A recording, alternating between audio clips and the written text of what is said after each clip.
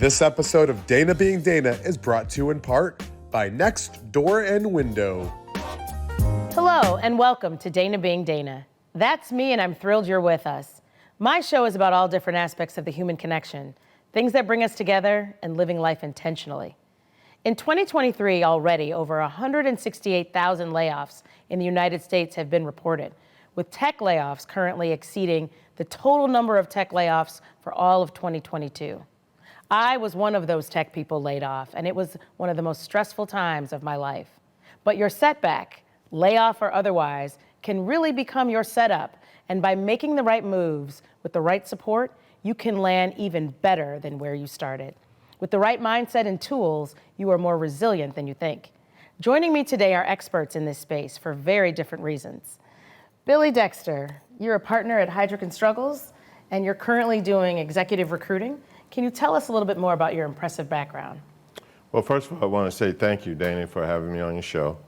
As an executive recruiter with Heidrick & Struggles, companies hire us to find leadership talent at the executive level. And we work across just about every industry and sector that you can imagine. We're in about 20 offices in the U.S. and in 30 countries outside of the U.S. And as a partner, part of my responsibility is doing business development as well as executing on the searches. And so I spend a lot of my time helping our clients find women and professionals of color. That's kind of my specialty across just about every discipline and sector. Yes, indeed. Well, you were somebody that I called when I got laid off. Yeah, so. no, we had great conversations. Yes, we did. Now, Elle, you were laid off in 2009. Yes. Can you tell us about that moment? Because I remember mine. So for me, it's interesting because although I was in my dream job at the time, I actually needed that layoff to come because the last 4 months of my employment, we had a new CEO who thought the work should be something very different and it was no longer aligned with my values. So when the layoff came, I was disappointed and I was nervous, but I was like, all right, let's see what's next, right? So I was like, we're gonna take this time to have a little bit of fun employment at the time. Fun employment. Fun employment. I love it. That's right. That's right. Because at the time I was single and didn't have any children. So I was like, okay, let's ride it out. That's awesome. That's fantastic. What did you do next? I took a trip to Costa Rica, I took a trip to Hawaii, and I took a trip to New York. I love it. I love it. I love it. Billy, as a recruiter, what's the first step you recommend in navigating a layoff?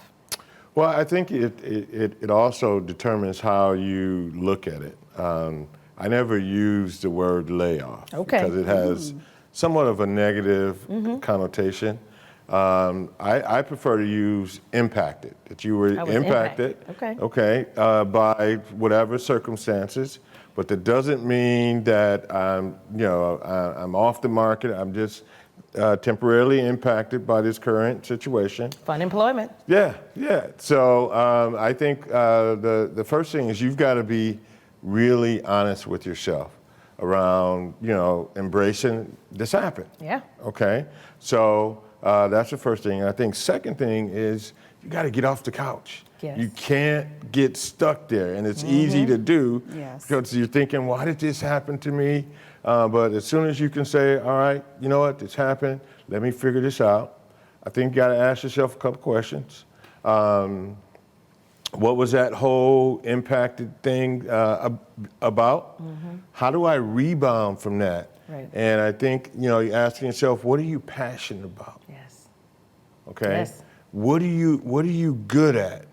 Yeah. And then what do I want to do next? Yes. And be real honest with that, and then start your strategy from there. That was great. Elle, you pivoted. Tell us about how you pivoted in your next chapter after you got back from your trips. After the trips, of course. So really, it was a great opportunity for me because one of my past supervisors, so someone in my network, reached out to me. I was in the youth development sector, and she said, hey, I need someone to develop and manage a summer program. Can you do that? And I said, wait, do I have to come work for you? And she's like, no, you can do it as a consultant. I had no idea what a consultant was, but I was like, yep, I sure will. I was just like, okay. And so that was my first opportunity into consulting because my past supervisor knew my work and she knew my value. So she just wanted me to do the job. She just wanted the work to get done. That's fantastic. And what a blessing. Some things are just meant to be. Absolutely. Billy, what advice do you have for people in the pivot and how to make that pivot, that transition, get off the couch, as you say? Well, as I mentioned before, I think being honest with yourself and then really starting to get out there and look at your network. Elle just talked about she relied on her network. What I find interesting is that we're often told to network, but no one ever tells us how to do it. Right. Yes. You know, so we kind of stumble out there and try and figure it out. But the key to networking is understand that it's a reciprocal process. It's an exchange of ideas, contacts, conversations. And you need to be doing that prior to being impacted. Networking before you even need to. Yes. Absolutely. That's right. That's Absolutely. right. We're going to talk a little bit more about networking. Elle, you're the Chief Elevation Officer of Elevate Group, LLC. What does your business do? So my business primarily works with youth-serving nonprofit organizations, where I help organizations with fund development, program development, and strategic planning. What does that mean? I help people get the money, right? Okay. I help them innovate and design their programs and train their leaders. That's fantastic. That's fantastic. Now, this process isn't easy for everybody. You know, I think people who are impacted or experience any type of setback really can struggle, and it can be really difficult. You can hit a lot of dead ends. As a recruiter, I think sometimes you have to give people tough love, right? Yeah. Tell them some things that they're not maybe ready to hear or prepared to implement. What is some of the tough love or advice you've given those who are having a tough time getting to that next chapter? Well, I think, as we talked about, helping people to understand, okay, this happened, so let's get on with it. Tell me what it is that you've been doing. So let's talk about, before you call me, what's been going on. And then I help them start to figure out how to create a strategy. What's your network? What is it that you want to do? How do we start to put process steps for you to get off the couch and start moving? And sometimes it's tough for people because this impacts, because sometimes people, their whole reputation and who they are connected to that job. And then when that's gone, like, man, what do I do? Who are they? What do they do? Yeah. So as a recruiter, we're trying to help them, start to think about a process. What's next? Have you done this? Have you gotten your resume? How do you tell your story, Dana, is really crucial. Yep. And so we help them with that process as well. And sometimes being impacted can be a blessing because there are things that happen beyond your control. For sure. So it doesn't have to be your defining moment. It doesn't have to be about you. It's about the economy, it's about the industry, it's about the situation. Yeah, and that's why I think it's so important that you assess right then of, hey, you got impacted. So let me just decide on what's next. This could be a blessing. Yes. It happened to me at one point, and it was an incredible blessing. Yes, and this happened to me. That bounce back, that comeback, I think is so important, especially because challenges are inevitable. Yeah. Elle, you wrote a book called The Art of the Bounce Back. I was about to say, you set me up. I I'm love setting you up. I'm the teeing bounce you up. back. I'm The like, bounce I back. love it. The art of the 31 bounce days, back. the art of the bounce back, 31 days of resilient living. What is the art of the bounce back, and what are some of the best and most challenging days of those 31? Yeah, absolutely. So I want to show this because part of the art of the bounce back is the fact that it's compact and it can go with you, right? Love Like it. it can go in your purse, it can go in your pocket. And that was very intentional so that people can carry it with them all the time. So my art of the bounce back wasn't necessarily about my layoff. It was actually came after losing my husband unexpectedly. But with that, what I recognized is it was also about my layoff, right? Because I've actually been laid off 3 times, or impacted, as Billy would say, right? I've been impacted 3 times. And for me, those challenging days were really trying to define what was next. How do I do this? How do I want to get up every day, right? And so I want to just make sure that people have the tools. So they have 31 principles within this book to be able to bounce back. And one of them, like one of my favorite ones, is be creative. because we are always saying, oh, I'm not creative. I can't dance. I can't sing. I can't. Well, guess what? You can do something. Whether you curate teas, right? Like you put teas together, whether you curate new spices and seasonings for things that you cook, like that is all utilizing your creativity. Absolutely. So that is one of my favorite things, is to get people to challenge and think outside of the box in terms of what they bring to the table.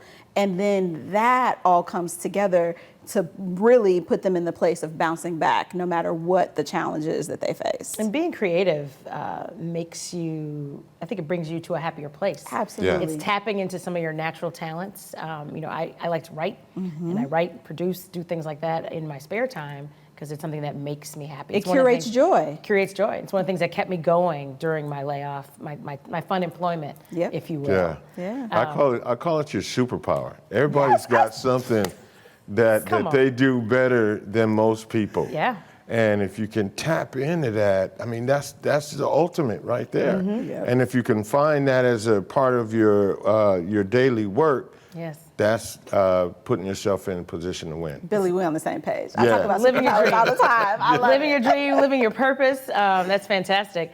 Elle, you did a TEDx talk about superpower, embracing resilience as your superpower. Tell us more. Listen, Billy set it right up, right? Like he intentionally did that.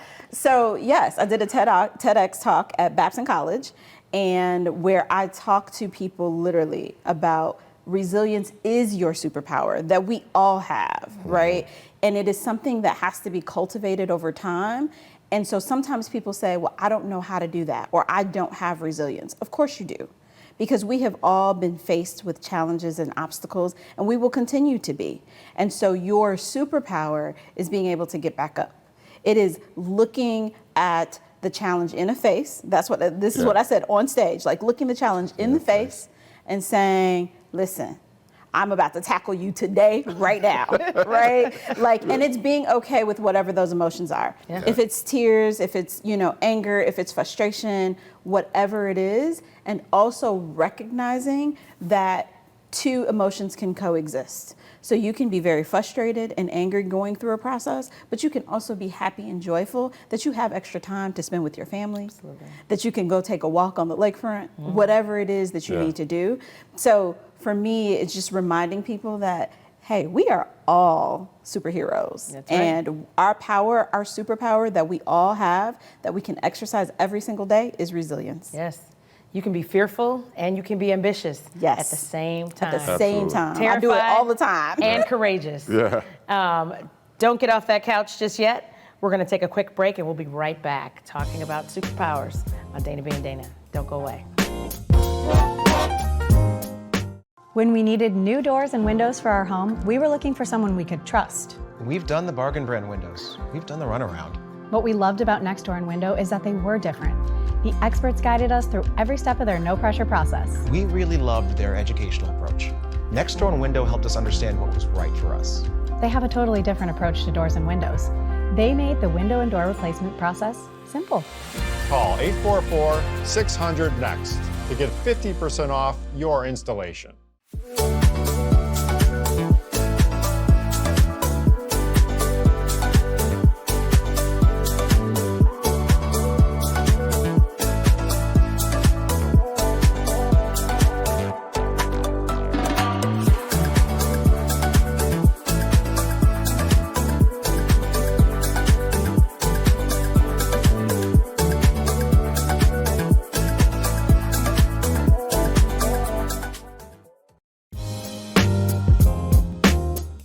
Welcome back to Dana Being Dana, where we are talking about a setback becoming a setup and networking, how much networking is a part of that process. Billy, is it true that you won a contest for being the best networker in the world? Well, yes, I did get that honor. Okay. But it was a number of us it was a national competition that an organization was running, and they had people to get nominated. And I was nominated, and I was one of 7 people that got the recognition of one of the best 7 networkers in the world. And why do you think you received that award? Well, because I've always just valued relationships and connections. I mean, ever since I, was little, and even today, most of my networks are people that I've known for 25, 30, 35 years, and we just stay connected. Awesome. And in valuing those relationships, I understood the founding principle of networking. And that is, Dana, that you network to give, not to get. Say that But again you for the people in the back. You network to give, not to get. Yes. So true. But if you do it over time, it comes back to you. I agree. And so that takes discipline. It takes commitment. You have to be intentional. Yes, and it's not. It doesn't happen overnight. So I've just always been like that. And years ago, all these amazing things started happening, for me, where I was being offered jobs, and jobs were created around my background. And I went on this journey to figure out, man, what am I doing? Because I don't want it to stop, Right. but I don't know what I'm doing. And I'd realized that it was, I led with being my authentic self. Yeah. I listened. I always tried to figure out how to help people. And a lot of people, when they think about networking, they're wanting to get something versus What you can being give. more comfortable. I was Providing more something. comfortable with what can I give Yeah. versus asking you for something. And I learned out that was the secret. And I think when you Yes. build that connective tissue with people, they get to learn who you are. Yeah. And you can leverage that in your giving for when you need something. Yeah. When I was in my valley with my situation of being laid off, my network, because I spend a lot of time giving, my network said, now it's time for us to be supportive of They you. show up Yeah. for you. They do. Absolutely. I love this fact about your business, Elevate, is that you've never marketed your business. Isn't that true? It's How is that very possible? true. Because, so guess what? You said be intentional. Billy Yes. said be authentic, right? Yes. Those are principles in the book. Come on. Yes. Right? Bounce back. And so, look, in the bounce back. Yes. And that is how I've never marketed, is because my network has worked for me. Yes. And it's not just about having good relationships, it's giving people quality work. Right? Now I've messed up. I've made some mistakes, and Yes, I've, we all have. as we all have, and I've done some things, not been right by some clients. But even in that, I have integrity, and I still show up and say, I apologize, and people still come back, right? I have repeat business, like, that is phenomenal. Yes. Like, some clients I've worked with for 10, 12 years on various projects, and that's why I've never marketed my business, is because they market it for me. You need something done, you need some strategic planning done, you need this board development done, anything in the nonprofit sector, I tend to say yes. And I'll figure it out even if I don't know how to do it, right? Like, I have the network and folks around me that can help me figure out what it is. But it's being intentional, it's being authentic. I show up every time in my full self. Yes. It's a great quality of being a consultant, finding a way to get to yes, Yes. all Listen, the time. all the time, really, all the time. That's so true. That's so Absolutely. true. Billy, you wrote a book, Making Your Network, Mastering the Art and Science of Career and Business Networking. Is networking truly an art? Well, here's the book, and yeah, I do think it is an art and it's a science.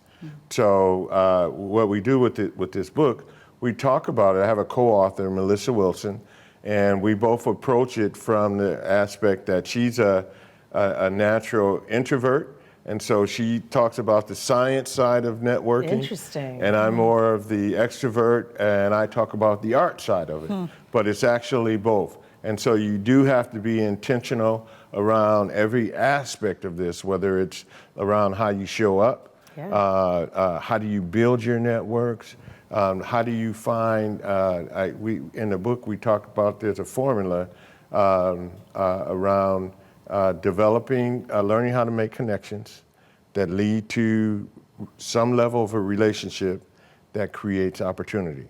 Yes. Whether that opportunity is for you, or whether it's for someone else, or whether it's for the organization. Yeah. That's the basic formula. Yeah. Networking is the outcome, but learning how to develop connections that lead to relationships and create opportunity. Yeah. And that's what this book is about. And I think when you're a part of those opportunities over time, your name keeps coming up, right? Absolutely. It may not be something that benefits you. You may Absolutely. not be the one directly involved, but being a part of that connective tissue and that fabric, weaving those opportunities of success, that's how, you elevate. Yeah. See what I Hello, did there? come You on, elevate your platform and your network, which I think is fantastic. It's you Yeah. want your name to be mentioned in rooms that you're not in. Exactly. Yeah. That's Yeah. exactly right. And Well, that happens from you yeah. consistently giving and putting out there. Yeah. In the book, there's a chapter that we call Becoming a Network Thinker. And a network thinker is someone, as you go about your day, finding opportunities to connect folks and thinking about how you can be helpful. And you can train yourself to be aware of those opportunities. Yeah. And that's what great networkers do. They're constantly thinking about how they can connect people. One of the things I talk about as a premise for this television show is that people have more in common than they do their differences. Yes. And getting people talking brings out those commonalities Absolutely. and weaves that human connectivity. And that's what I think is one of the ways you can get started in networking. When you start talking to people, just having a conversation and figuring out the things you have in common. It could be sports, it could be music, it could be other hobbies, other things that you enjoy other things you enjoy creatively. Yeah. But how do you get better at networking? You talked about networking for introverts, Yes. which I think people who are either introverted or shy, Yep. not the same thing, Yeah. may struggle with networking. And how do you advise people to build these relationships if it's not their strong suit or natural strength? Yeah, I think you alluded to it earlier.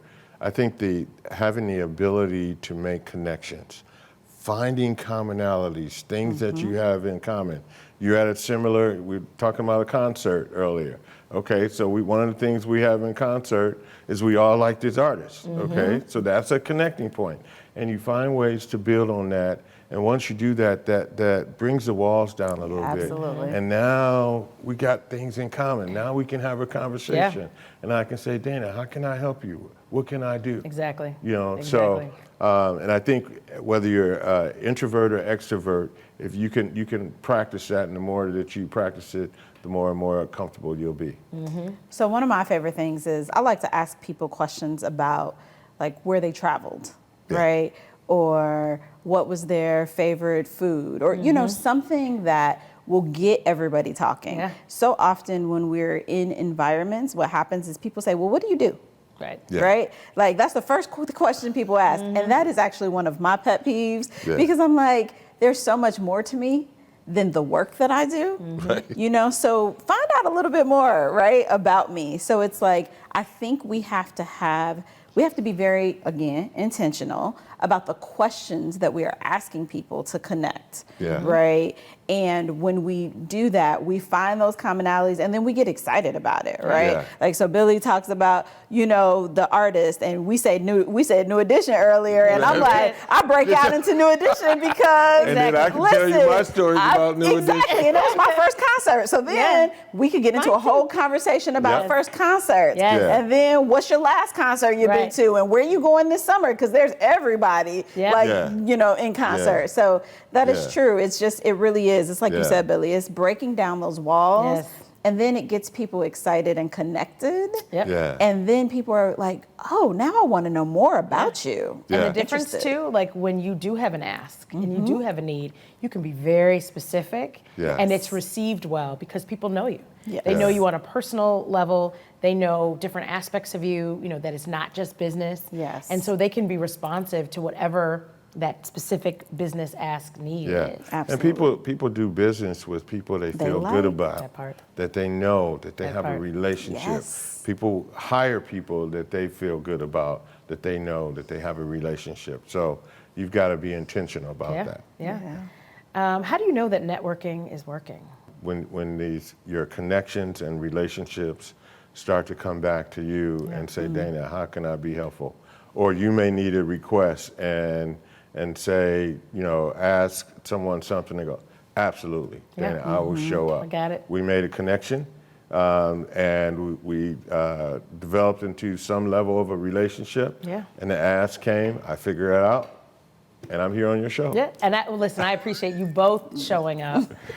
Is there any final advice that you have for those who are watching about navigating a setback, a layoff, they've been impacted, or they're just curious about a new chapter? They're feeling restless.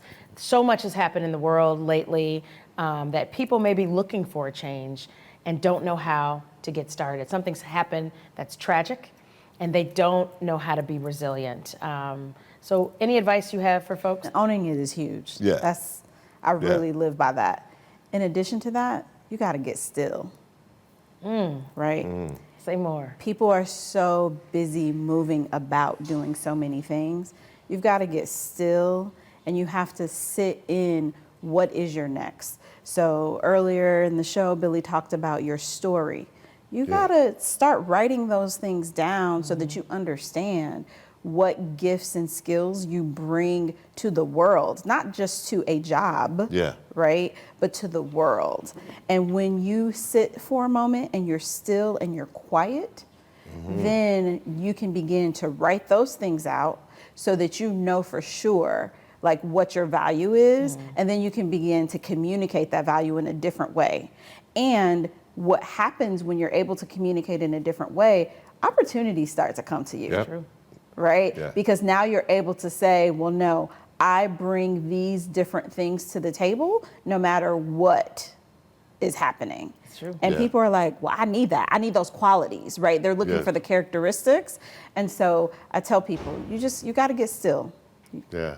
Call it quiet yourself. Yes. You got to quiet I yourself. think that's important, And then I think once you've figured that out, not being afraid to make that call, make that ask with the intentionality that we're Or talking even about. if you are afraid, do it anyway. anyway. Dana, I have a simple mantra that I've used for probably 25, 30 years. And I've shared it. I've been blessed to have an opportunity to deliver a couple of commencement addresses. And that mantra is, why not me? And so I use that as I look at everything. Why not me for this new job? Why not me to be the one to step up and help that person? And so what that does for me, it triggers me to show up and find a way to be helpful. And I think when you're helpful, that's the secret to networking. You network to give, not to get. If you do it the right way, it comes back to you. It's true. Absolutely. It's so true. Why not me? Why not you? Resilience is the capacity of a person to maintain their core purpose and integrity in the face of dramatically changed circumstances, and the ability to not only overcome setbacks, but to also move forward. A layoff or a setback is unexpected, but it is something that can be overcome. You are more resilient and powerful than you think. Know that. And your village, either organic or strategic, is there to help. Thank you to my incredible guests for joining me today and for sharing both your experience and your expertise. Finally, special thanks to our incredible sponsor, Next Door and Window. Hopefully you have been entertained, if not encouraged or inspired. I do not promise to be an expert, nor do I have all the answers. I'm just Dana, being Dana. See you next time.